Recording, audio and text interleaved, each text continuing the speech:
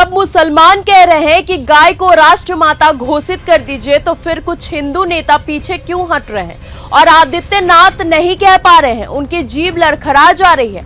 आखिर ऐसा क्या हुआ कि गौ माता के मुद्दे पर अब सवाल विपक्ष से नहीं बल्कि अपने ही लोगों से पूछा जा रहा है? और क्यों शंकराचार्य स्वामी अविमुक्तेश्वरानंद ने सीधे योगी सरकार पर निशाना साध दिया है? पूरी कहानी क्या है, आइए जानते हैं। नमस्कार, आप देख रहे हैं न्यूज गंगा, मैं हूं आपके साथ अंकिता। देश में एक बार फिर गौ माता को राष्ट्रमाता और राष्ट्रीय पशु घोषित करने की मांग तेज होती दिखाई दे रही है। खास बात यह है कि इस बार मांग को सिर्फ साधु संत ही नहीं बल्कि मुस्लिम समाज के कुछ प्रतिनिधि और संगठन भी समर्थन देते नजर आ रहे हैं। इसी बीच ज्योतिष पीठाधीश्वर जगत गुरु शंकराचार्य स्वामी अविमुक्तेश्वरानंद की गौ प्रतिष्ठा यात्रा उत्तर प्रदेश के विभिन्न जिलों से गुजर रही है, जहां उन्होंने सरकार पर कई तीखे सवाल खड़े किए हैं। दरअसल कानपुर देहात के भोगनीपुर में शंकराचार्य स्वामी अविमुक्तेश्वरानंद ने मुस्लिम समाज के कुछ प्रतिनिधियों ने मुलाकात की और उन्हें एक ज्ञापन सौंपा। इस ज्ञापन में गाय को राष्ट्रमाता या राष्ट्रीय पशु का दर्जा देने की मांग की गई।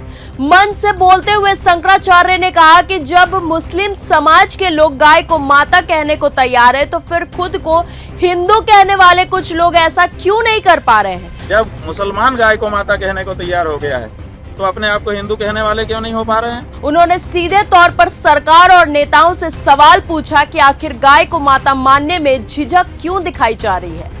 शंकराचार्य ने अपनी यात्रा का उद्देश्य बताते हुए कहा कि ये सिर्फ गौ रक्षा की नहीं बल्कि गौ माता के सम्मान और प्रतिष्ठा की यात्रा है। उनका आरोप है कि सरकारों ने गौशालाएं बनाए हैं और गायों की सुरक्षा के बड़े बड़े दावे तो किए हैं, लेकिन जमीन पर स्थिति वैसी दिखती नहीं जैसी सरकारी फाइलों में दिखाई जाती है। उन्होंने कहा कि कई स्थानों पर गायों की हालत खराब है, पर्याप्त चारा और पानी तक की व्यवस्था नहीं है। इसी वजह से वो जनता के बीच आकर गौ संरक्षण के मुद्दों पर जागरूकता फैलाने का काम कर रहे हैं। वहीं हाल ही में पश्चिम बंगाल में बकरीद के दौरान गाय की कुर्बानी को लेकर बने माहौल का भी इस बहस में जिक्र हो रहा है। कुछ मुस्लिम संगठनों और धार्मिक प्रतिनिधियों ने गाय की कुर्बानी से बचने की अपील भी की थी।